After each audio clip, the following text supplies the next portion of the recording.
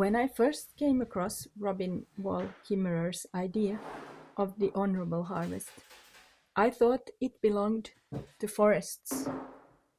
It was about berries and mushrooms, rivers and trees. Take only what you need, use what you take, leave enough for others, give something back. Simple principles that seem almost obvious when you're standing in nature. But lately, I've been wondering whether the internet is also a landscape. Not because it's natural, it isn't. It's built, designed, and engineered. But we spend an extraordinary amount of our lives there. We move through it every day. We shape it, and in return, it shapes us. If a place can influence the people who live in it, perhaps it deserves to be treated as if it matters. That thought has stayed with me. As I'm painting this floor, I'm changing a room I live in. It isn't dramatic. Nobody outside this house will notice. The world will continue exactly as before, but this room will be different. And that feels very important in a strange way. Because we often imagine transformation beginning somewhere much larger, in governments or institutions, in technology, or in other people. Carl Jung had a very different perspective. He believed that real transformation begins with the individual. Not because the individual is the only thing that matters, but because it is the only place where we actually have authority. It is tempting to believe that if enough other people changed, everything would become easier. If only people were kinder or more thoughtful, less reactive or less certain, less eager to humiliate strangers. But I don't have authority over any of that. I have authority over this. The way I enter a conversation, the things I reward with my attention, the words I choose, the things I decide not to say. That is a much smaller territory, but it is also the only one that is really mine.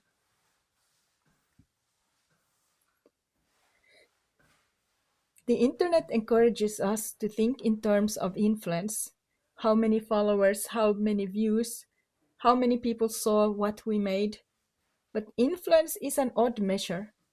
1 million people can watch something without changing. One thoughtful conversation can change a life. Those are not the same thing. I've started wondering whether our real question shouldn't be, how much influence do I have? Perhaps the better question is, what kind of a participant am I becoming? Because every day online trains us into habits. Some habits make us more curious, others make us more suspicious. Some teach generosity. Others teach us to interpret everything in the worst possible way. None of those habits appear overnight. They're built one interaction at a time.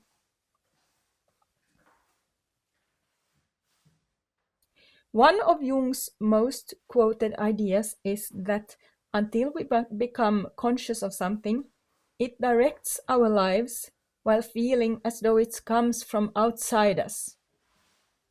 Whether or not those are his exact words, I think the observation is true. The internet is very good at reflecting our unconscious habits back to us. Algorithms don't really ask whether something is good. They mostly notice what keeps us looking, what keeps us clicking, what keeps us emotionally activated. If outrage captures my attention every day, I shouldn't be surprised when the world starts looking full of outrage. If I constantly search for enemies, eventually I will find them everywhere. That doesn't necessarily mean they weren't there before, but it does mean my own attention has become part of the landscape.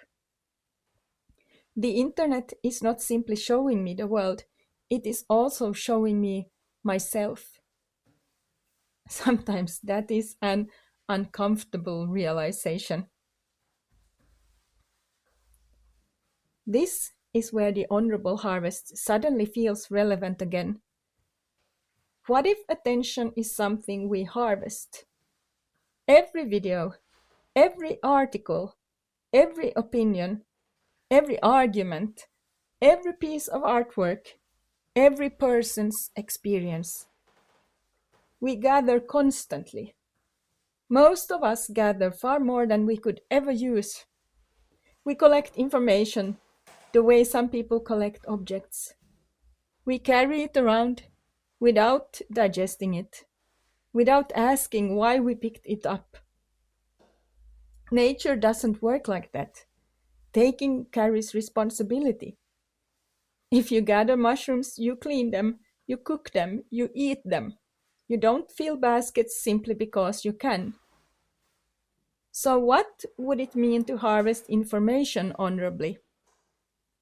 Maybe it means taking less, reading more slowly, actually thinking about what you've encountered before rushing on to the next thing.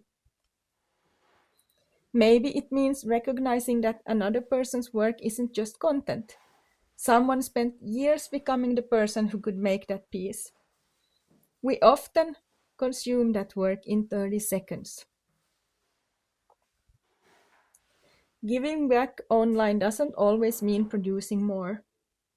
I think we've become so used to the constant production that we forget contribution can take other forms. Sometimes giving back is crediting the source of an idea. Sometimes it is leaving a thoughtful comment instead of a quick reaction. Sometimes it is resisting the urge to respond immediately. Sometimes it is saying, I don't know enough about this. Sometimes it is allowing silence to exist.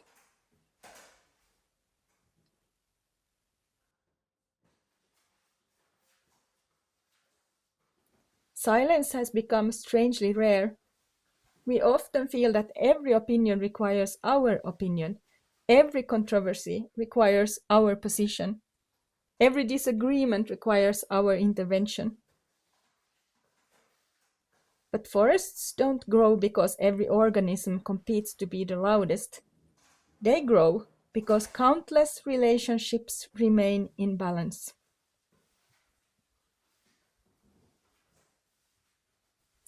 Another part of the honorable harvest is leaving enough for others.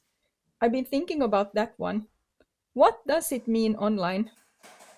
Perhaps it means leaving space for complexity, leaving room for people to change their minds, leaving room for uncertainty, leaving room for conversations that aren't immediately reduced to themes, because certainty spreads quickly. Curiosity spreads much slower. And yet, curiosity has built almost everything worth having.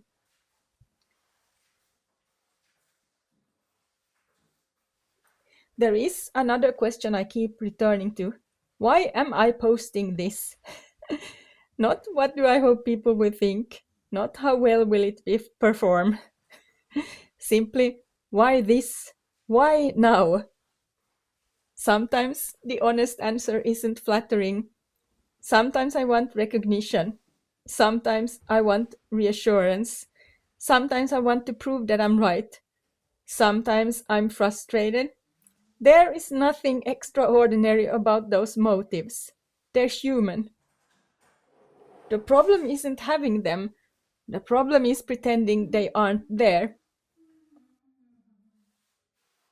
Jung spent most of his time encouraging people to become aware of the parts of themselves they would rather not see, not because those parts disappear, but because hidden things have a habit of directing us without our permission. I suspect the same is true online. The less honest I am about why I'm posting, the more likely those unseen motives are driving the wheel. I am not trying to become morally pure online. That sounds exhausting and impossible. I'll still misunderstand people. I'll still make mistakes. I'll still write something and later wish I'd phrased it differently. This isn't a search for perfection, it's a practice of attention. The same way a garden is a practice, or painting a floor. One brush stroke changes almost nothing. Halfway through, it looks worse than when you started. There are patches you missed. The old color still shows through. It would be easy to decide it isn't working. But transformation often looks unfinished while it's happening. Maybe that's one reason we miss it. We're looking for dramatic moments instead of accumulated ones. I don't think I can fix the internet. I don't think anyone can. The internet isn't one thing. It's billions of small choices made by millions of people every day. Mine is only one of them. But one choice is enough to begin. To ask whether I actually need this piece of information, whether I've understood it before repeating it, whether I'm borrowing an idea or simply taking it, whether my contribution leaves something behind that wasn't there before, whether I've treated this place as if it mattered. Because I think it does. Not because it's sacred, not because it's natural, but because we live here now. Part of our lives unfold in these invisible spaces, and whatever landscape we inhabit eventually shapes us in return. So perhaps the honorable harvest belongs here too, not as a list of rules, not as another moral framework, but as a quiet question we ask ourselves before we speak. What am I taking? What am I giving? And when I leave this conversation, this comment section, this corner of the internet, will there be just a little more here than when I arrived?